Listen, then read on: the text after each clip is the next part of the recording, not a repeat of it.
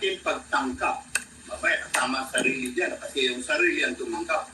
Pero yung pagtangkap natin, doon sa objective na revelation ng Diyos, doon tayo nagpe-fail eh. Objective yan ang sa revelation ng Diyos. Apart from us, God has revealed to us yung kanyang pag-ibig sa pamamagitan ng kanyang anak at yun nga ay complete sa kanyang resurrection, sa kanyang ascension, sa kanyang glorification. Complete yun eh. Pero sa atin, pagtangkap, yan ang ating panatin eh. So yung paano tinatangkap sa pananampalataya? Bakit? Dapat ka doon sa pananampalataya, doon nagkakaroon yun, yung shifting, yung potentials. Sabi nga natin, ang Diyos na-create yung tao with potentials. Ano ibig sabihin potentials? Yung potentials na yato tanggapin ang message ng Diyos, yung mag-act according to yung sinasabi ng Diyos according to yung kanyang kaisipan. Ay, yun ang potentials niya eh. Wala yun sa ibang animals na yung potentials yan. God has given yung human being yung potentials na gano'n na matanggap niya. Yung sinasabi ng Diyos, ma-retain niya sa memory niya, maramdaman niya, yun ang uniqueness ng tao eh. So yung katapatan ng Diyos na ating tinatanggap natin yan. Sabi natin, yes, I believe. Yes, taray sa creed life. We declare it to ourselves. Lamang doon sa activities natin. Doon tayo nadidislodge eh. Minsan nagre-react tayo according to how we look at it. Nalimutan natin yung katapatan ng Diyos sa atin. So hindi yun ang guiding principles, yung guiding force sa ating buhay, kundi yung force na nagdaran ng siyo, yung ating emosyon. So yun naman yung minsan eh. Kaya nga doon na sinasabi na daily repentance. Bakit? Hindi nga tayo tapat sa ating tinangkap eh. Tinanggap natin sa pananampalataya. Pero kung i-examine it, yung ating tinanggap sa pananampalataya, yun din ang ating dinidinay. According to, ano yan? Doon sa ating pag-response sa pangyayari sa araw-araw. Yun ang potentials na nasisip. Nasisip dahil doon sa mga temptation, sa mga pressure, sa mga obstacles, sa mga ganyan. Why? Yung ngayong tao, he cannot do it by himself. Kaya ngayon ba yung definition ng Christian? Ito, pag-waran, makakalimutin. Ang Christian, di ba? Alisin mo yung Christ doon sa Christian, ang natin I-A-M. Sabi nga ba dyan, ang ibig sabihin yan, I am nothing. Which, yun ang nalilimutan ng Kristiyano eh.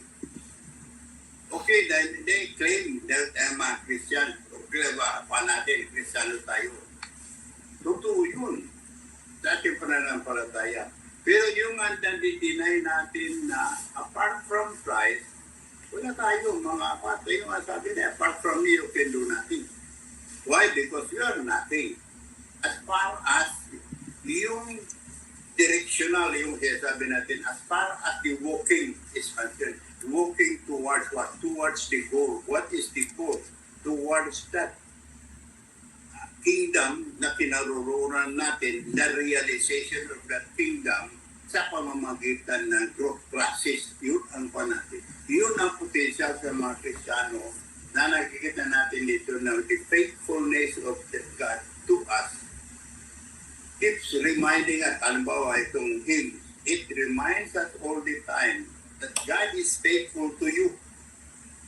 Kaya na, God is faithful to you. Sabi sa ating sarili, God, sabi ng hymn, kinakanta natin, yung kumakanta, sabi niya, yes, God is great, that is faithful. Sa iyong sarili, despite of who you are. Kaya nga, magaling na itong i-reflect sa mga poesy na itong natin, pagpupuri ito, worship, dating natin, ang scenario is, we are in the way sa harap ng Diyos. Sinasabi natin sa Kanya, it's a first instance, tunay ka at tapat o Diyos na Ama. So how can we, ano ba relationship natin? Ama. Paano siya naging Ama sa Kanya, sa ating katubusan? Sino may gawa yan? Siya ang may gawa. Siya ang may gawa yan. Paano? Ipinagkaloob ng Kanyang anak sa ating katubusan. Iyan ang sinasabi natin na mahalaga, na lagi nakakalimutan natin sa araw-araw natin na magpag-aantay sa Kanyang pagbabalik. Ito ang pa natin eh. Kaya nga, ang teams, yun ang maganda kasi ang sinasabi natin, ito ay either private o group. Ang pa na ito, sinasabi natin na tapat ka, Ama. Tapat ka sa akin ever since. Tapat ka, and since you are constant in your forever, yung katapatan mo yan ay magpakailanman. Yun ang tinatabi na ng assurance. It is not how great the faith, yung pananalig ng tao, but it is how God sustains them doon sa katapatan, sa biyaya. So yun ang kagalapan. Yun ang source ng peace. Yun ang source ng katiyakan. Yun ang source ng atin sinasabi nga na He is coming again, He is coming back. Ngayon, o Diyos, ay itong isa pa, ang ako dito ano ba ang nangyayari? Kasi sa buhay natin dito sa lupa, may lungkot may dusa. Ano dahilan nito? Sabi nga natin, ang isang mananampalataya hindi perfect. Ang isang mananampalataya sinner sent. He is sent in the eyes of God through Jesus Christ. This is sinner. God, as far as God is concerned, sa pamamagitan ng Kanyang righteousness. Sa demand ng righteousness, yung tao walang kasalanan. Anong dahilan? Pagkat yung potentials niya, ibang direksyon na deviate doon sa direksyon na pupuntahan. He has still the potentials. Kaya nga minsan, mayroon yun sabi dito sa tisig naman dito. Na sinasabi nila, mayroon pang righteousness na tao na natitira. Potentials yun. Ang natitira, hindi nawala yung potentials ng tao nung siya nagkasalay. Lamang yung potentials niya, yung pangatwiran niya, yung ability niya, yung lahat ng soul, yung pinagkaloob ng Diyos sa kanya para mamuhay as a responsive. Doon sa relationship nila sa Diyos, hindi yun ang ginagawa ng tao. He responds.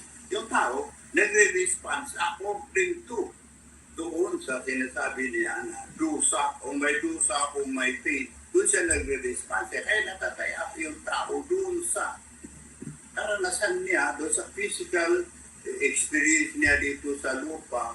While that is recognized, kaya nga may Savior, but that is the focus ng mga mananampalataya na sa buhay natin, whether we sing this individually or as a group, nasabi ng tao, sa dito, sa buhay ko, may lungkot at dusa. But then, anong antidote niyan?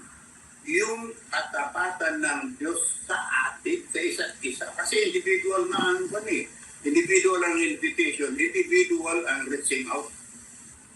Hindi it's through any organization or through any other company. It's an individual offer. Yan ang kwan sa mabuting balita. Whoever believes, it is offered. Hindi lang sa Hudyo. Yun ang claim ng Hudyo sa kanila, privileged people. Pero dumating si Jesus, sabi na it's not true you, but it is true me. So, supposed to be, yung role ng Hudyo is to be a means na i-proclaim yan who the Messiah is. Dahil, iyong offer ng Diyos sa lahat, hindi lang sa Hudyo ay through Christ, all are invited. Individual ito. At individual naman na binigyan ng Diyos ng potential. At doon sa gifting, yan din na magkakaroon.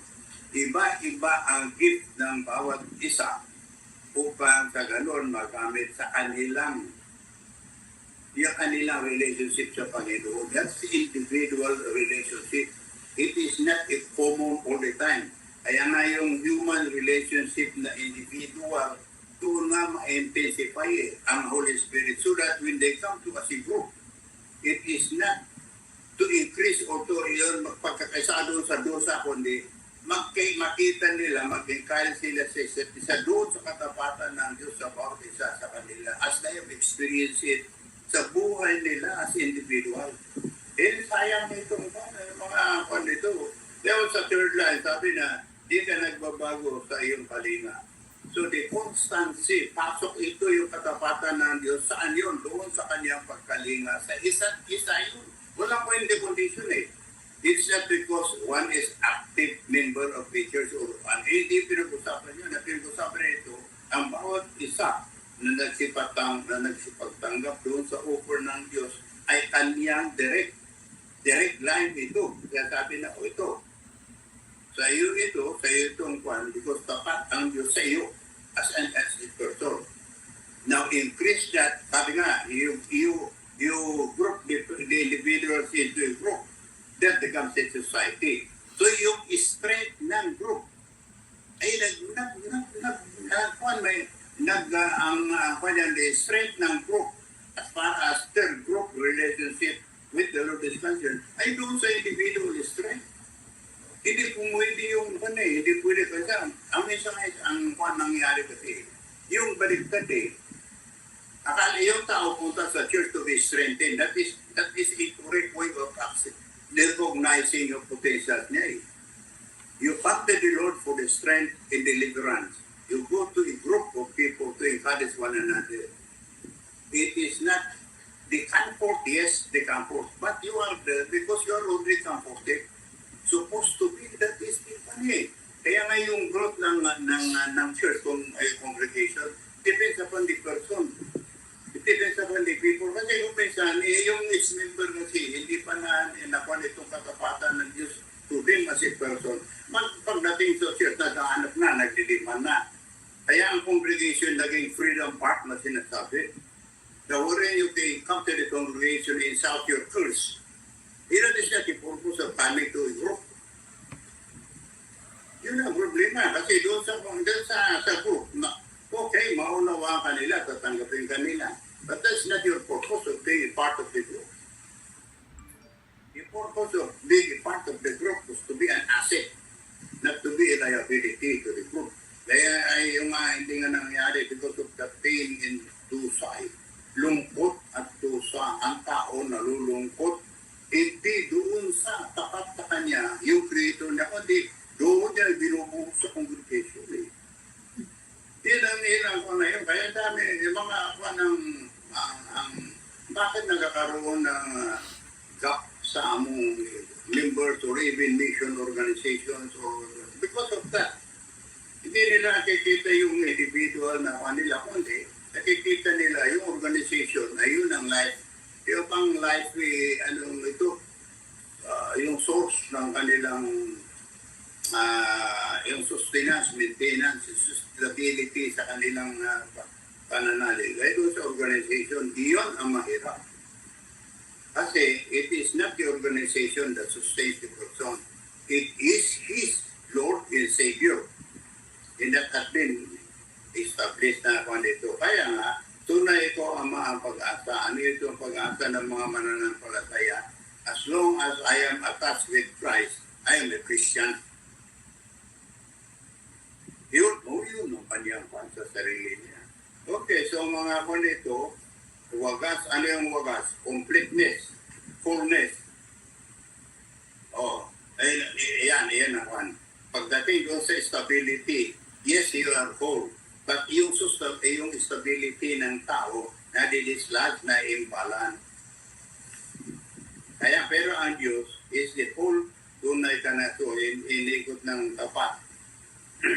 Ano yan? Itong sinasabi na araw-araw we experience, ano ito ay yung pag-ibig, maasahan, aming kailangan at kakamtan. Bakit ninaasahan natin ang ating pangangailangan? Ano kailangan? Diba doon sa Matthew, sabi na what you need is sure. except your, ano yan, ang sabi na yung luxury. Yung extras, yung unnecessary thing, that's, sabi ng Panginoon na hindi mo naman, hindi na kailangan mo, yung kailangan mo. Ang sabi na, that is assured. God knows who you need, and God provides that. But as to other ways, you can bring it all to the Lord, ay ang Panginoon ang padin. But dahil sabi nga niya, kakamtan because it is promised by God, not because we ask, not because talaga malakas ang ating pananalig, kundi yun pag-ibig niya sa atin eh. At siya ay tapat sa kanyang pag-ibig at yun nga ang makakamtan natin. Bakit? Dahil ubusan nga ang kanyang biyaya. Okay, so araw-araw na pag-usapan natin, ito tag-ulan ngayon, umpisa ng tag-ulan dito sa atin, matagal na ito, delayed nga init, kalikasan ay kahayagan. So, hindi naman, patitignan kahayagan ang kalikasan, nature. Di ba, natin, God reveals Himself through nature, through conscience, through the written word. So, yun ang sinasabi na kalikasan all wherever you are. Kaya doon sa Roma, sabi niya, how does God deal with people who have not heard yet the gospel? Ang sabi niya doon sa Romans, according to what has been revealed to them. Ito ang fairness ng Diyos ng ating titignan. That's how fair God is. Hindi yun, life is unfair ba yun? Ang sabi na. Life is unfair. Yan ang laging sinasabi ng mga tao ko eh. Unfair daw ang buhay. Unfair ang life. Life is unfair. Unfair. Life is unfair. Kaya nga sayang talaga itong mga what do they need? Yung tapat, yung fairness ng Diyos sa kanila, yan ang one eh. Kaya nga yung panapag-usapan natin na, what is the purpose of this redeemed people? The purpose is to walk the direction. Bakit yan? Dahil mayroon silang what is this? The mission was that for others to be disciples. Yun ang ako dito. Talaga unfair. Life is unfair. How come they say that? Dahil maraming katwiran, marami ng karanasan, marami ng kwanin. These are all lungkot at tusa ito part ng kwan ito The sin has already affected human being. Kaya maski nga kay Adam ay sabi na curse. Hindi naman si Adam na curse eh. It's the ground. He cursed the ground. He cursed the source of what? Kaya nasabi na after the sweat of your brow, you eat bread. Bakit hindi naman siya curse eh? Yung ahasan na curse. Pero si Adam hindi naman curse. He cursed the ground so that doon ang pain, doon ang toil na sinasabi. So it is no longer a part of that joy, kung hindi part of that misery, tusa, sweating. Yes, that's a part of that. And that's what has been given one. That is what, kaya sabi na, you walk this earth, you walk this lupa, ay ang lupa ay curse na nga. And so what are you going to do? You have to sweat it out. Bago magbunga, hindi gaya ng before, nagbubunga ng, may bunga ng kahoy, na sabi nga ito, pagkain mo, you can have that. Now, ito ay mga curse ang ground, so it's the ground that's cursed. And that's the very purpose na there is that struggle of human being to produce. How they produce, ay doon ay kaloob sa kanila ng Diyos ang talino. Pero now, in terms of, yun, pagkaka natin kung natin i-apply ito sa commerce, hindi naman sa commerce yan. Agriculture, kasi, napunta sa agriculture, napunta sa commerce, sa exchange of goods and services. Ano yan? Para doon sa demand ng tao. Anong demand ng tao? Hindi ang kanyang kailangan, ang kanyang ano ito, layaw. Tignan mo yung commerce. What is the purpose of that? To gain. Sa kaniyang subsistence ba? Hindi. Bakit gusto naman sumako ng why gain is the very purpose? Bakit yung naging focus yan? Because of that self, what is that? What does the self demand? It demands his luxury. Anong luxury na yan? Kaya titignan mo yan. It's because of pride. Well, nakikita itong panel. Kaya nga pag makakuha mo ito, ang Christian kung talaga, makakuha nito, o sabi nito sa third stanza, bako natin, o salang taglay namin ay okay na, that is been forgiven ng kasalanan while we are still sinners until Christ comes. Kasi, but it is faith. Yun ang kasiyakan. Hindi ang mga Kristiyano ay wala kasalanan. They are still flesh and blood. But in Christ, they are accepted. Why? Because Christ has paid for them. Yun ang ownership, ang pinag-usapan natin doon na when you talk of redemption, the Redeemer owns the redeemed. Yun ang ako dito. Ang nakalita ng tao, he does not value his redemption. He values of what he can do for himself. Yun ang mga komento. Kaya dapat mga, sayang ito mga church leaders na mga habang na sa awa mo to world, grace and mercy, sa awa mo makamtan, maghahari galak sa aming buhay. Now, yung kagalakan doon ang pa natin, pagkat ikay tapat sa iyong hirang. Tapat ang Diyos. So yun ang pagpupukpuk, yung sinasabi niya, pagpupukpuk ng Diyos at kanyang kalinga doon sa third line ng first paragraph, yung kalinga, pagpupukpuk at pag-iigit ng Diyos. Doon sa kanyang tinubos, bakit he owns that? Kaya nga sabi nga niyan, if he who destroys yung kanyang tinubos, it is not the person, kundi it is yung redeemer. Because ayan ang inari niya sa redemption. It's not by creation only, but it's by redemption. Yun ang intensity ng how God has demonstrated papalit ang pag-ibig niya sa isa't isa. So, yun ang atin ko dito. Maganda ito. Pero yun ang adapted nga. Dahil na Pilipinas ito, 2 season ito, ngayon tagulan. Kaya pahayagan ang kanyang by nature. So, even tagulan himself, may flood yan. Sa August na ito, laging may flood sa Manila. No? Pag birthday ni Trace, may flood. Yun ang issue kay Chris. Pag by birthday yan, flooded sa Camarines. Wala na, mga patok ng kwado nun sa Camarines, naglilimas si Trini. Gusto naman Trini maglimas. Limas, dami. Kaya ang kaso galing sa kanal, yun ang bugos ng tagulan dito. Pag tagulan yan, may flood yan, birthday ni Chris. Kaya si Chris, tagulan. Okay, so atin iliin pa natin, kasi pinag-usapan natin dito kasi yung mga kinupos. Pinag-usapan natin dito sa chapter, sa 1 Peter. 1 Peter, atin pinag-usapan nung ipagpatuloy natin. Yung atin pinag-usapan doon yung 1 Peter. Doon sa chapter 1, na verse 1 up to 2, ang atin na last time.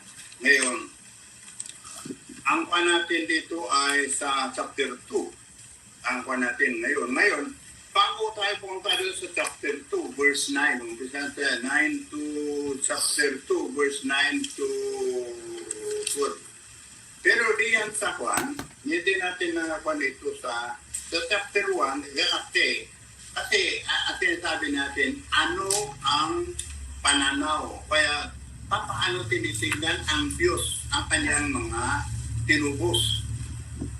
So, kung tinanggap natin, ito ang isa pa, tinatanggap ng tao na siya ay tinubos. Ito, so, babalik din at babalik doon sa individual participation and decision. Ito ba ay tinatanggap ko? Ito ang tinatanggap ng tao yung offer ng Diyos sa kanyang pag-ibig sa pamamagitan ni Kristo Jesus. At ang offer nito ay tanggapin si Jesus as a Savior. As a Savior, ito ang quality. Ngayon dahil siya ang Savior, siya ang Lord sa mga tinubos. Ito ang 190. So pagdating dito, how God looks at His people na tinubos. Ang sabi ang natin dito ay sa pamamagitan ng banal na kasulatan, atin makikita kung paano tayo tinuturuan. So ating gagamitin itong doon nga sa 2 Timothy 4:6, sabi na inspired 4:6, rebuking. Itong sa nakikita natin paano ito tingnan. Ito sa pananaw na ipinihayag ni Peter sa mga tao na nakakalat sa Asia Minor. Ngayon, Turkey and ngayon sa Asia Minor. Ano ba ito? Yung mga tao na sumailit. So, si Peter ni specific ikon ito. So, election ay choosing. Sino gumawa ito? Ang Diyos. So, ito ay mga mananampalataya. Kaya, hindi para lang sa kanila, kundi paano tayo na isama dito? Kung halimbawa, if we want to make use of these verses, paano natin magamit sa ating sarili? Ano ba koleksyon natin yan? Ang mga taga-Asia Minor yan, that was long time ago. Hindi doon sa eleksyon ng Diyos sa pamamagitan ng kanyang anak. So, nakasama tayo dito, na maski sa Old Testament, paano nakasama din sa mga sumunod na ebanghelyo. Doon na-evaluate according to how God has revealed Himself to people through His Word. Ay ito'y nasama na elect. So kung pinag-usapan natin na eleksyon ay sa kay Kristo Jesus, so doon tayo nakasama. We are all but object of salvation sa pamamagitan ni Kristo Jesus. So kung ating tinatanggap, yun ang ako natin eh. Ang sabi ng Panginoon, ang ino-offer niya is ang pag-ibig niya sa kanyang buktong na anak. At ang sabi niya, he who believes, and believe, yung ability, yung potential ng tao to believe, nasa kanyang inherent yan dahil doon sa garden ng Eden, ay nagkakausap sila ang Panginoon at naintindihan ng tao. At yun na nga, inasahin doon sa Garden ng Eden. So yun ang sinasabi na, is paano? Ang tingin, at ayon dito sa sulat ni San Pedro, sabi nga natin na, ang mga anak, nire-recognize nila dito sa word. Dahil dito sa word nga ay corrupted by sin, every heart is corrupted by sin, stranger sila. Yun ang itong natin.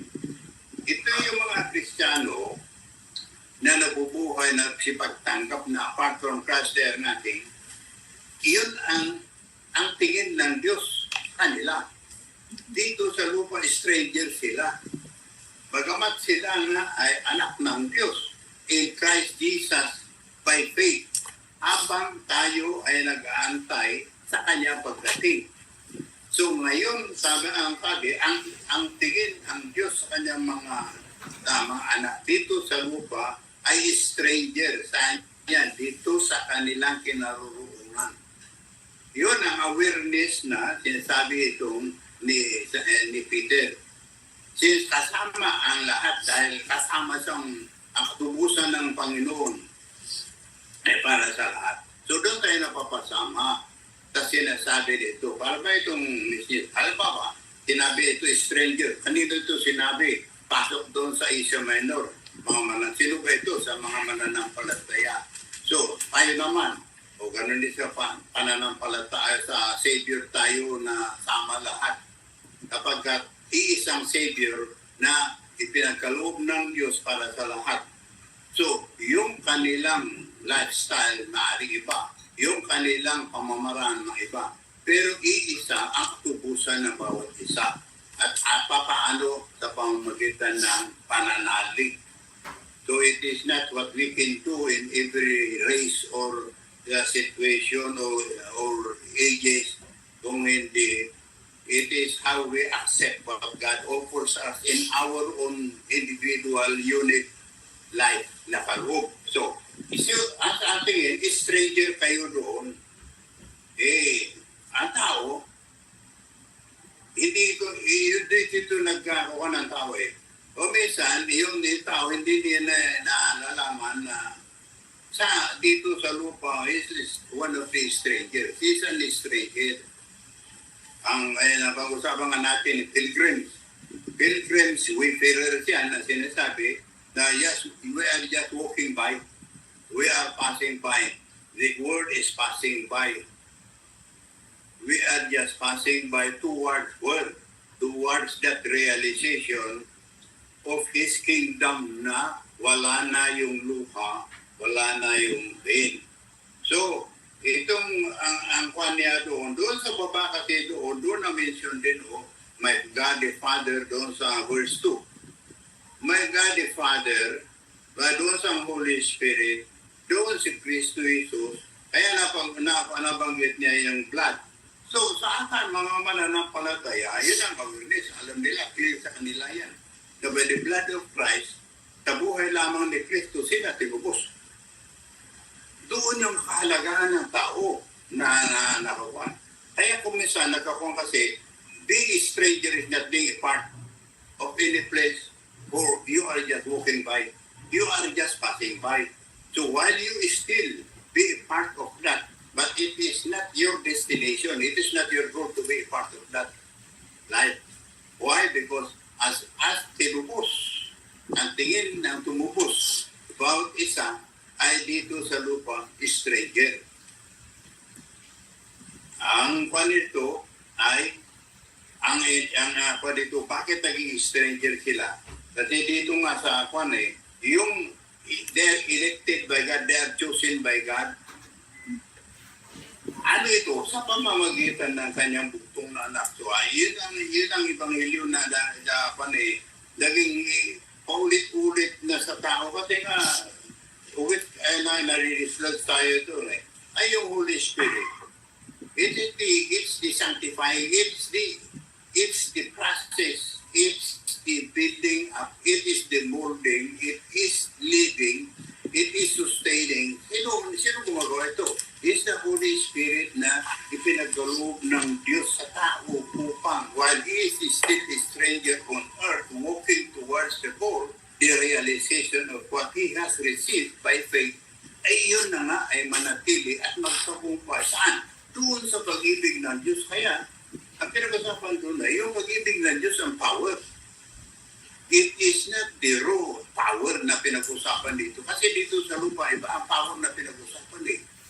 Ang pinag-usapan dito, ano ang gusto ng tao? Popularity and power. Why do they need excesses? Because of that carries with the power. Bakit nagkakakuha ng buhol-buhol ng tao sa economic? Because that carries with power. The power of what? That emanates from the source. What is the source that they want to have economic?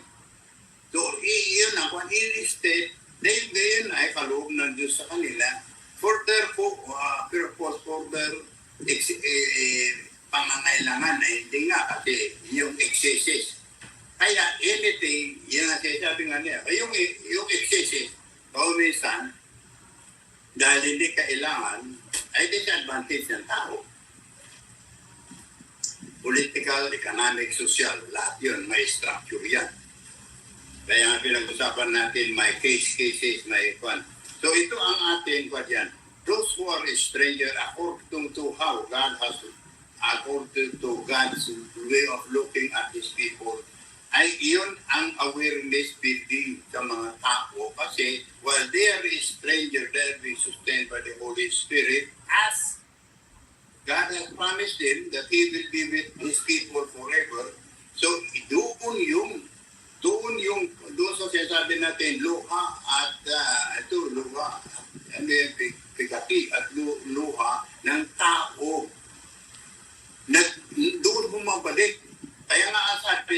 sabi ni Jesus, doon sa Matthew na pag-usapan natin, meron ka bang Lord?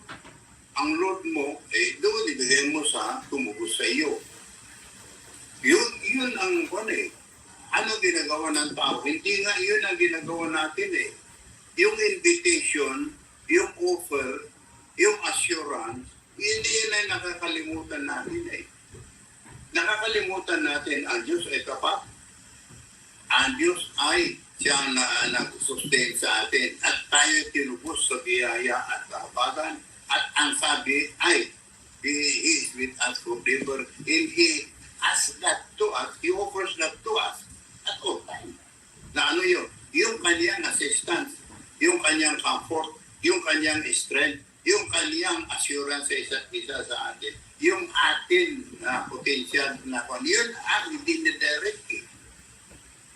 So yun ang atin dito sa paagi ng atin pag-focus dito sa election at strangers. Kasi if you are chosen, sabi nga niyan doon sa verse 3, chosen, elect, pareho yan. Kasi it is who choose. Yung creator. Paano? Sa biyaya, sa pag-ibig bakit? Sa pag-ibig niya. So how?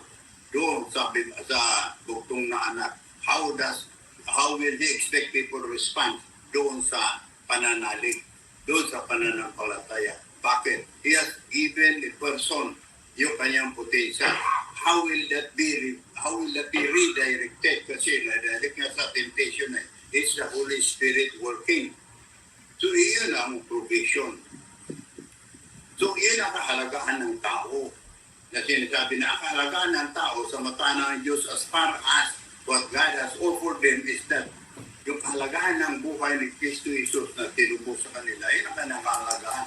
Iyon ang dapat na sabi na manatili sa bawat isa at doon dapat mag-encourage sa isa't isa at doon dapat iyon ang relationship even with society. Bakit? If you relate with society, general yan, as a stranger. That is a part, not a part. Kasi doon ang struggle natin eh. We want to be accepted by society. Nobody wants to be rejected. Wala pa yan eh. Isa sa need ng tao is, significance. Sabi nga, sino ang ayaw sa significance? We want to be significant in a society. We want to be considered as a part. But in that way, may ma-balance yung kuwanan. Ma-balance yung tao kasi sa kanyang kalagayan, sa kanyang kataliwan is as a stranger. So, bagamat you are a stranger, you are a part of that. But in terms of your purpose or in terms of your being, it is a being that is attached to God's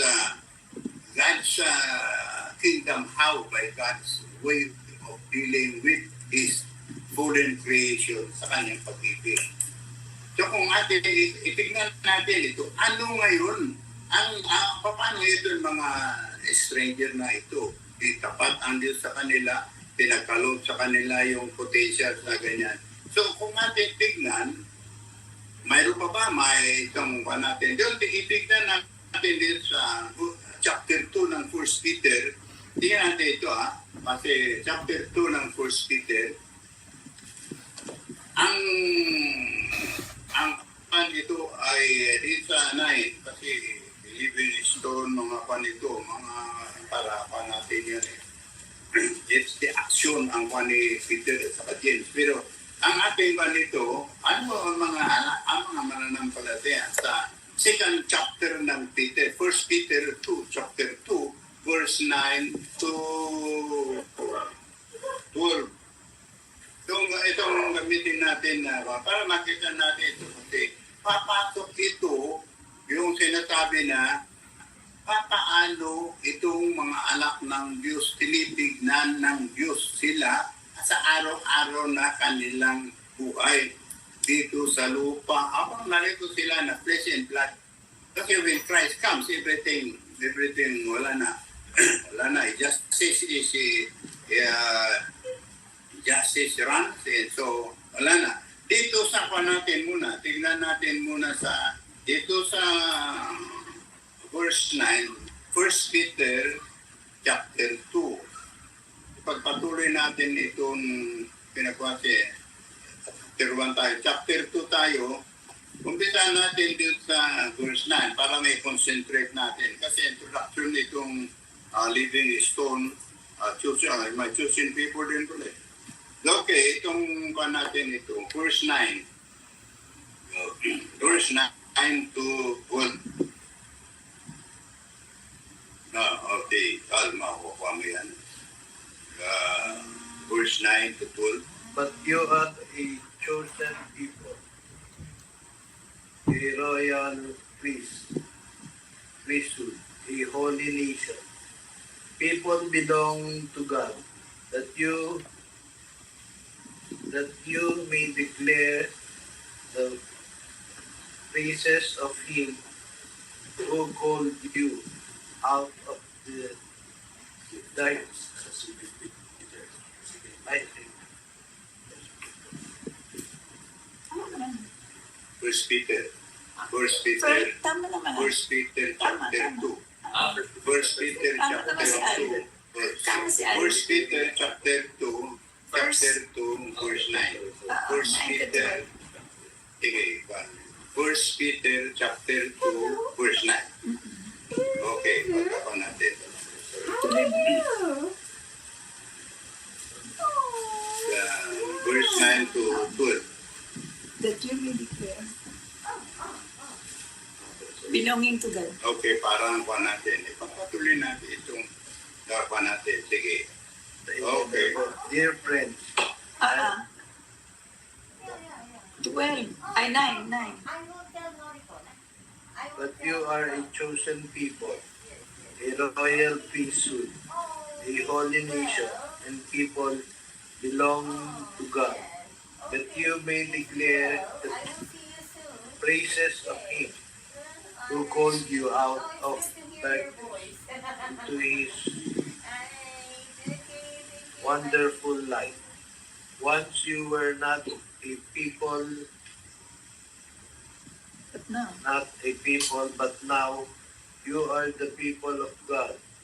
Once you had not received mercy, but now you have received mercy.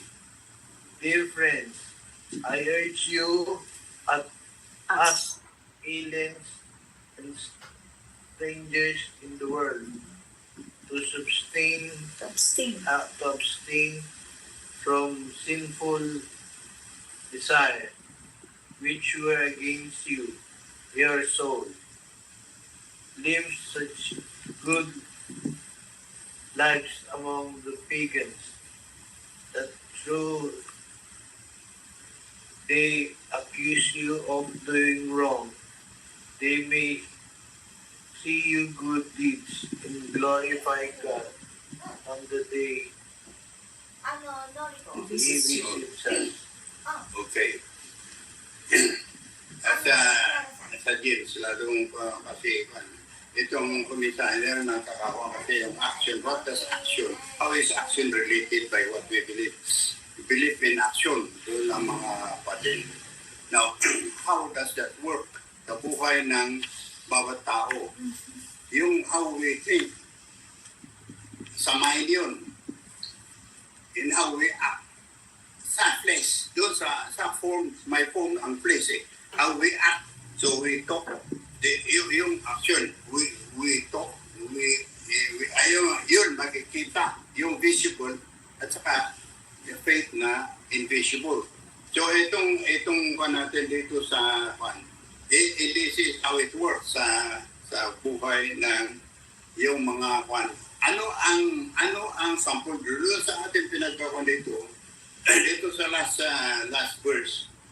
Bago tayo pumunta doon sa doon sa last verse, ang sabi kasi dito, ito, live your lives among pagans. Diba so, yung dito, ni-recognize niya, yung mga anak niya, yung tinupos niya, they are among pagans, they are unbelievers. Yung mga tinupos, they are still unbelievers, living among unbelievers. Hindi secluded, hindi monastery, hindi monastic, hindi exclusive community. Kasi nga yung tao, minsan, meron yung mga ganun na gusto umalis sa society, magbukod sila because yun ang kanila. But itong panito, nirecognize niya, yung mga anak niya, hindi yung sila yung magbukod away from society, kundi they are within society. They are within the group of people where they are in, where they belong. So, doon papasok yun. How does culture doon pumapasok ito sa atin? Wherever we are, may culture ang bawat community. So, kung ang kultura o ibig yung kultura, lifestyle, it had been, yung kultura na sinasabi, it had been a practice for many of the certain community. Kaya meron silang unique action, unique word, missing words, yung pananalita, maski yung intonation nagkakaiba-iba ang intonation Yun pala yung part ng society. Because in other groups of people, iba naman. So, yun ang kultura. But dito sa Christian faith, makikita natin na God recognizes His people, redeemed people, is still flesh and blood in their own community, in their own situation, in their own unique situation. Kaya dahil individual ang pinag-usapan na contact or relationship is individual ang focus, ay wherever the person is, na group o whatever his person is, nire-recognize ng Diyos at kinikilala na he is in that group, in that location. So, kung doon yung pain, because of the differences doon sa culture, nire-recognize ng Diyos. Hindi inaalis ang Diyos doon sa kultura niya Hindi nililigas ang Diyos na magpukibukod. Hindi binukod ng Israel, hindi sinabi ng Diyos na, ikaw, Abraham, punta ka doon sa the promise na ibibigay ko sa iyo, the promised land. Hindi binukod si Abraham because he wants Abraham to be secluded from doon sa kanyang society, sa kanyang Mesopotamia one. So, yan ay fertile ko kasi yun Yun ang Mesopotamian doon sa Euphrates River, fertile soil yan hanggang doon sa kaya doon yung agriculture, doon yung yaman kung titignan, doon ang wealth ng Kanaan, doon sa si fertile yan ng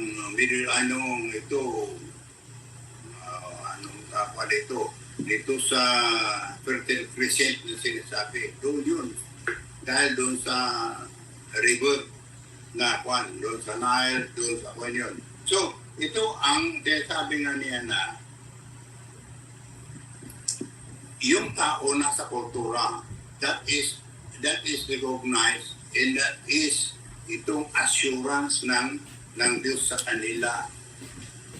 Now, while there we among pagan, anong sabi niya, yung buhay nila doon na makikita anong role nila doon na sa an agent for sabi niya, ang Panginoon ang makikita paano yan para makita ng mga tao yung society na kinaroonan niya yung kanilang uniqueness as a Christian.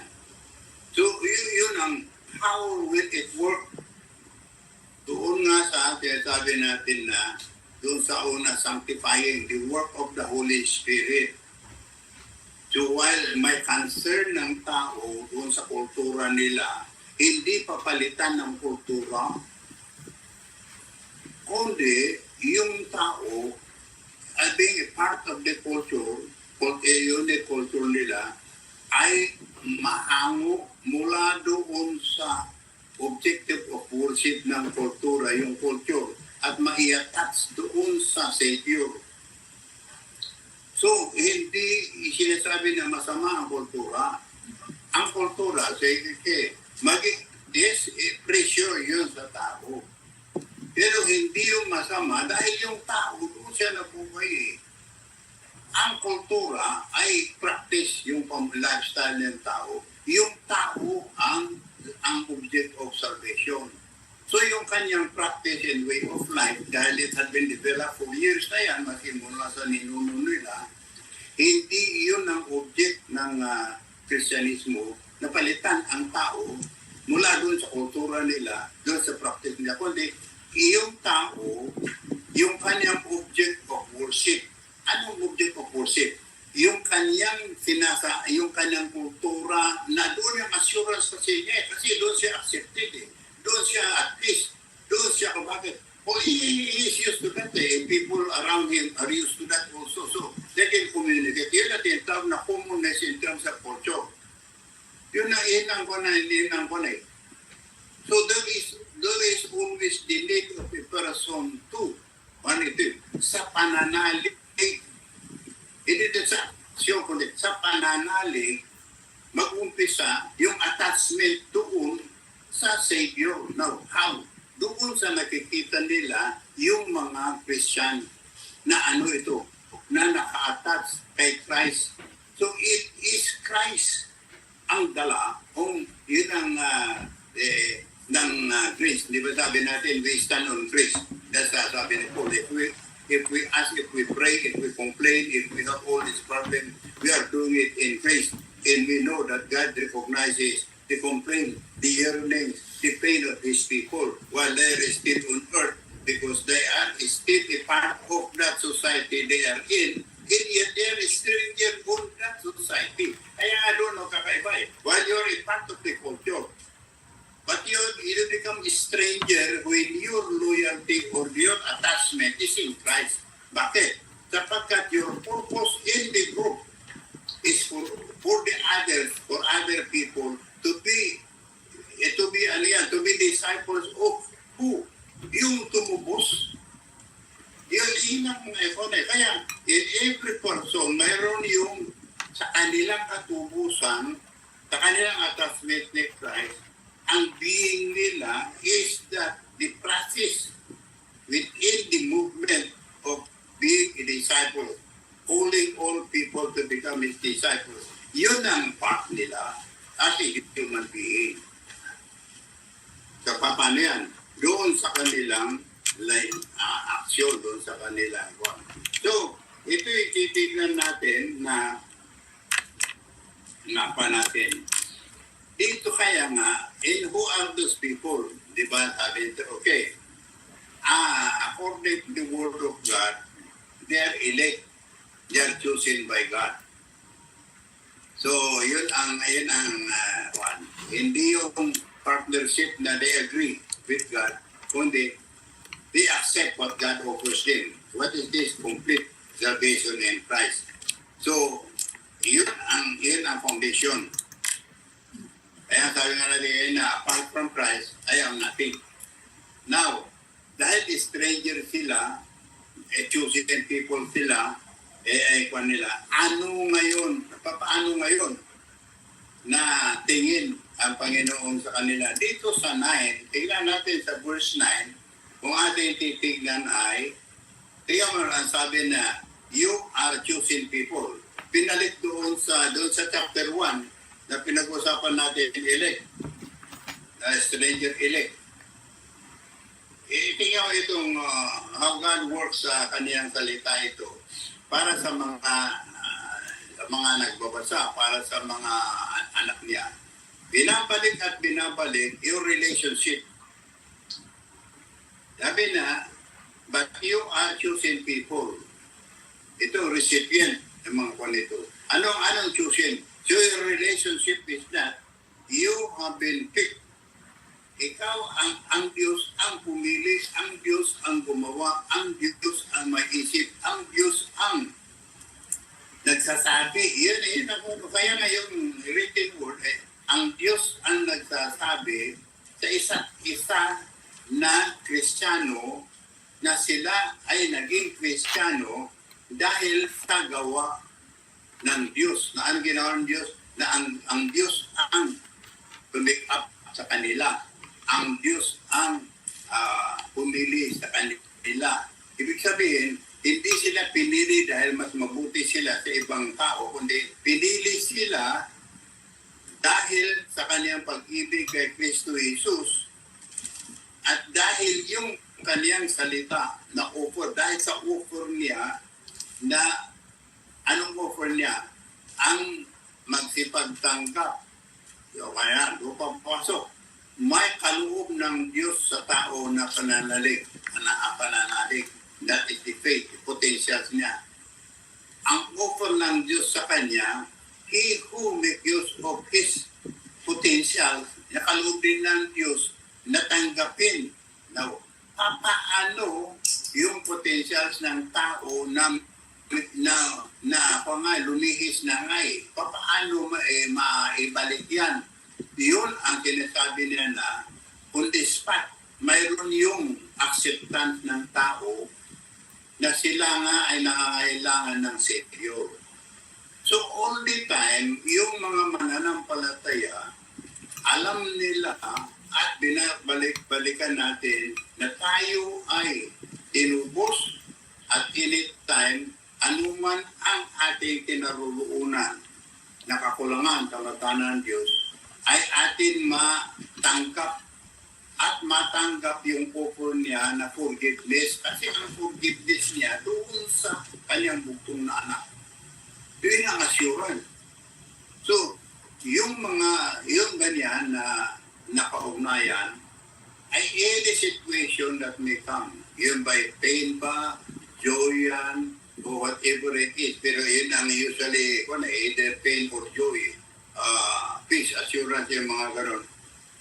Yung nag-choose sa atin, yung Diyos natin, yung tumanggap sa atin, sa kaniyang biyaya at kahabagan, ay He stands with us by His Holy Spirit as His chosen people para lumakad doon sa ating lakad na agent ng sangkatauhan na sila ay maging disciples ni Christ. So yun ang sustaining power. Halimbawa, yung mga ganyan, mayroon na influence ng nakakita sa Panginoon. Hindi dahil yun ang tao. Yes, they are sent. Sabi nga, you are sent as a proclaimer of the good news. Pero yung tao, as he is being sustained by the Holy Spirit, doon nagbubunga yung conviction ng tao na sila nga ang nangailangan ng tagapagligtas. So itong buhay na kahalagaan ng buhay, ang buhay ng tao ay assured ng Diyos sa kaniyang pangako ay tapat siya. So as a chosen people, tapat ang Diyos sa kaniyang pagpili, sa kaniyang pag-sustain, sa kaniyang pag-comfort, sa kaniyang pag-provide sa pangangailangan ng kaniyang mga anak. And whatever it is, grace abound. Doon yun din, sabi niya, when you talk in terms of God's grace, it abounds. Why? Because God proclaims it na ang every need ng kaniyang mga anak ay may katugunan at yun na ipinagkakaloob at yun na nga ang katapatan ng Diyos. Ang tao, nagkakaroon lang yung excesses. And that, kung excesses ay hindi mabuti, hindi nga nakawan. But yet, doon ang frustration ng tao. Dahil doon sa layo ng tao, doon nagkakaroon yung kwan. But God His mercy is still of course, hindi man nagbabago. So, pagkatapos ito sinasabi na, kung tingnan natin, priesthood, o tingnan mo ito, ang tingin ng Diyos, ang how God looks at us in Christ Jesus, siya ay priest. Bakit royal? Kasi ang tumubos sa kanila ay naging hari, naging the Lord of Lords. Kaya, post-resurrection, ito ay na-realize sa buhay ni Kristo Jesus. Siya ay nabuhay na muli. At dahil nabuhay na muli si Kristo Jesus, siya ay hari. So yung priest na si Jesus, anong nangyari doon sa priest? Siya ang sa mamamagitan. Sabi nga, high priest na mamamagitan. May role na mamagitan to ask the Lord and proclaims what the Lord says doon sa sangkatauhan. And Christ did it. Kaya yun ang role niya as a priest. Kaya yun ang sinasabi natin na kung ang mga anak ay pinahalagahan ng Diyos bilang kanyang mga anak sa katubusan, yung kahalagahan nila ay being a part of God's family, being a part of that royal family, ay yung part nila, bahagi nila, na sila ay agent priest to speak, to act, to talk, and to think in terms of their relationship with the Lord. Yun ang role ng priest. Kaya, yun sinasabi natin na priest dito, kuminsan dito sa present situation, the present concept kasi is stratification ang pinag-usapan na may role ng may priest. Pero, yung ano ba itong role ng priest? Hindi gaya ng role ng Old Testament kasi hindi pa accomplish yung glorification ni Jesus.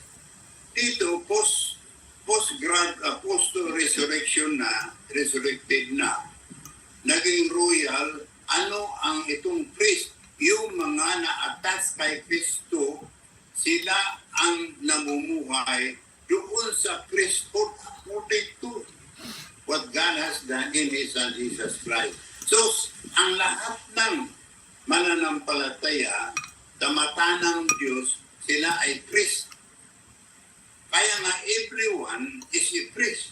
As far as God is concerned, doon sa kanyang bugtong na anak. Anong ibig sabihin ito? Representative, they can represent yung nagbigay sa kanila yung komisyon na doon, makuha natin doon sa Matthew 28, na sabi niya, make disciples of all nations. Ano ang making disciples of all nations? Yun ang komisyon ng bawat mananampalataya na part ng God's household na sila dahil ang bawat isa ay priest. He partakes. Siya ay kasama doon sa making disciples of all nations. Tayo rin ang role ng bawat mananampalataya. Kaya ang kung atin titignan, mga dito, kung tignan nila, sabi nito, royal priesthood. Ito individual na ito. Individual na nakapugnay kay Kristo Jesus ay priest. As far as God is concerned, bakit? Sapagkat yung priesthood ni Kristo Jesus, iyon na nag-commission sa kanila sa Matthew 18.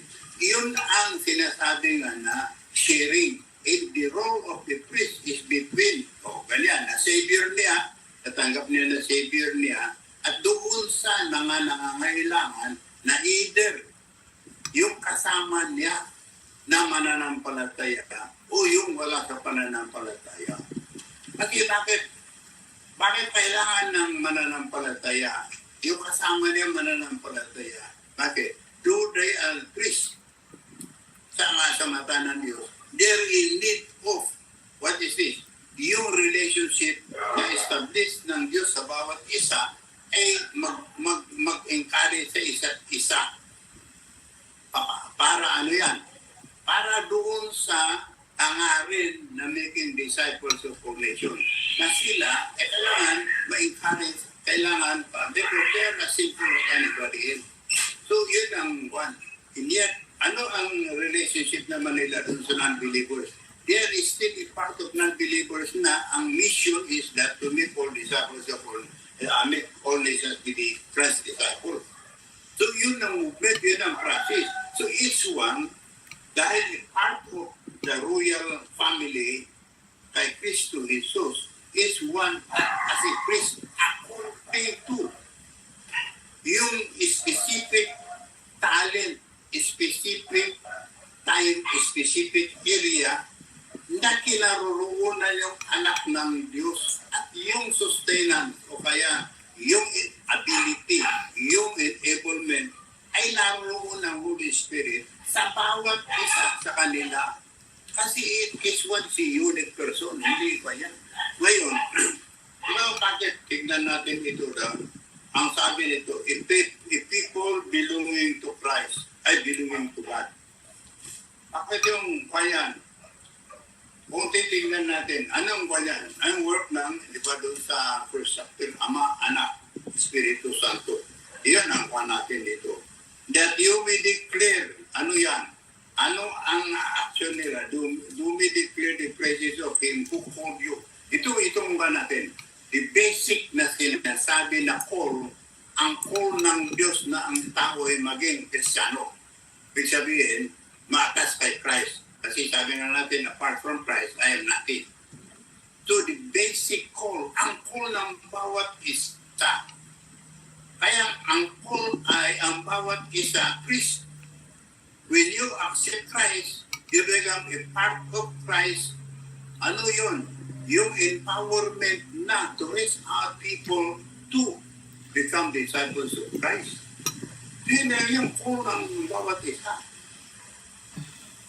Natin nag-usapan natin other calls. Alam po ba, ang organization that calls someone for a mission, that is assignment. Actually, kung titignan natin, it is a call to assign. It is not a call to God, but it is a call. Kung ganun na call na makwanta ang Diyos, papasok ang organization na naman in between ang organization, apart from the organization, na call na organization, walang call ng Diyos. Hindi ang call ng Diyos ay basic, that is stands forever. Nang call ng mga mananampalataya ay to be an agent, a source, a means na to make disciples of all nations. So that's the very purpose. It's individual life. Kaya hindi pa nito. Halimbawa, yung organization they call someone, it is to assign them. Why? Because they are called by God. They cannot assign anybody who is not called from God, by God. Yun ang itong ang calling na pinag-usapan. Na one is called na to become a part of His family. And you are a part of His family, yun nga ang sinasabi na God is steadfast in His love and faithful to His words. Para yung mga tao, they will be, what is that? Maging tool doon sa triumph, doon sa victory ng Christ, doon sa kanyang resurrection. Kasi doon nga nakita, doon nga yung nagtagumpay sa death na penalty of sin. That when He rose from the grave, that proves na yung death na sinasabi ay hindi nga what is this? Hindi ka mahadlangan. Yung what God tells, what God's words is all about. What's that eternity with Him, eternal life with Him. And that is, kaya nga titingnan natin sa Book of Hebrews, lalo yan the priesthood of Christ. So this one is a priest. When they are called to by the organization to any purpose, it's within the context of what God has given you, na talent, interest, dahil He has called you to be a part of His family, and He has called you to be a part of that process of reaching out people to become disciples of all nations. Yun ang bawat isa. Kaya nga, wherever the person is, mayroon yung kanyang buhay ay unique siya at mahalaga siya. At yun ang minsan nakakalimutan ng tao. Yung kanyang kahalagahan na sa mata ng Diyos na yun, nalilimutan. Na nililidistract yung tao. Hindi nakita yung kanyang kahalagahan na yung sinasabi ng Diyos, He is a priest. He is a member of the royal family. Kaya nga sabi to holy nation. How can it be holy nation if that composed of people, palagay natin that the nation of Israel or yan, it's because of people, individual are redeemed. Or each one is redeemed by His Son Jesus Christ. So, yung kahalagaan ni Kristo Jesus ay yung kahalagaan ng bawat isa. So when they act and come together, ang kahalagaan nila, ang value nila, yung action nila, yung kahalagaan ni Jesus. It is within the context of what God has done for each one of us in His Son Jesus Christ yan, particular yan, specific yan. So yun ang Kristiyano. Kaya nga yun siya sabi, how are we related with other non-Christians? Ano ang relationship? Oh, well, we are a stranger to them, but yung ating role as a part of the body of Christ ay to make to enhance. Yun ang enhancement eh. Ito yung proclamation na para yung mga tao ay to become disciples of Christ, disciples of our Lord and Savior. Not to be a part of what we are. Ano man yung organization niya, ano nga, kundi is a part of Christ, ang issue dito eh. Yung life with Christ eh. Hindi issue yung race dito, ay nagkabuhol yung race eh. So yun ang atin eh, kung ngayon na, para makita natin muna. Kasi ang sabi dito, right, who declared yung sa verse 9, God that He declares you praise to Him who called you out of darkness into His light, wonderful light. So yun ay calling out from darkness, yun ang calling. The call is that you become a part of His family. And when you are a part of His family, you have that inherent role to play. What is that role? He enables everyone to be an agent, to be a man for the whole world to become disciples of Christ. Yung ako natin sa Matthew. So yun ang ating tignan. At yun ang i-militin natin. Kasi individual ito eh. Ang kahalagaan natin, yun ay pinagkaloob yan. Oh. Sabi nga doon sa Paul naman, sa Corinto, sabi, you're a new creation. Yun, and that is what is meant to be born again. Sabi nga niya. Ano yan? Yung royalty pa na. While we are still in our local situation, locality. Yung loyalty, what is that? Yung claim ng Diyos sa atin. Hindi yung claim natin. Because nadidislike na tayo doon sa ating claim. Pero what God says, na claim niya na tayo ay tinubos at tayo ay part of His kingdom and tayo pinagkalooban ng strength na ganyan by His Holy Spirit. That goes whatever the word is all about. Yun ang joy, yun ang assurance, yun ang peace ng mga mananampalataya. Despite of what they hear, despite of what they experience, despite of what they know, ano man yan, that is not the issue. The issue is what God, how God deals with you and what God claims about you, in what God has told you, has promised you, and how God looks at you, how God relates Himself with you. Yun ang existing power. So sa susunod na ako natin, itong ikuha natin ay bilitin nga ito kasi itong pagkakuha natin para pag magkaroon tayo sa mga details, muna tignan natin, who am I? Doon pumasok, who am I? In the eyes of the Lord. If you are a part, are you a part of His kingdom to Jesus Christ? Are you not? Doon ang issue. If you are not, then yung kasi spiritual discernment nga you cannot discern what God offers you unless the Holy Spirit works and not unless you accept what is offered. Now, how will it work? Yan, ako natin. Para iipan natin muna ito. Siguro diyan muna. Each one is a priest as far as God. Why? Because God has called you to be one. Yun ang mali. And if you are a priest, you have your loyalty to Him, and you have your life is to praise the one who called you out from darkness into His marvelous light. Okay, so yan ang kuha natin para na tayo dito sa muna. Natin, parang i-meditate natin yan. And saka natin pagpatuloy sa next one. Itong, kasi yung mga description of who we are, dito sa susunod ng mga kuhan, is it alien, stranger, ganun din. Then papasok itong action. What action should, expected action sa mga kuhan. That's the time we can also see how it is applied sa atin. How we accept what God has told us and how we deal with what is happening around us and to us in Him ourselves. Dahil what are we to use? What are we to apply? How are we to walk? Yun ang pumapasok na yan. as a part of the royal family, how are we to do it? Because if that is how God looks at us and He claims us to be, how shall we walk? Ayun ang hindi natin itinatanggap pa. So yun ang examine din. Kaya nga sinasabi natin, we keep on meditating on this because that is how we accept, how far we deeply accept, how deep we are in acceptance of what God calls us. If He calls us the priest, do we accept that? Because una yun ang sinasabi. First and foremost is that do we accept what God offers us? And if we accept His Son, Jesus Christ, then yun ang sinasabi nga, discernment. Discernment.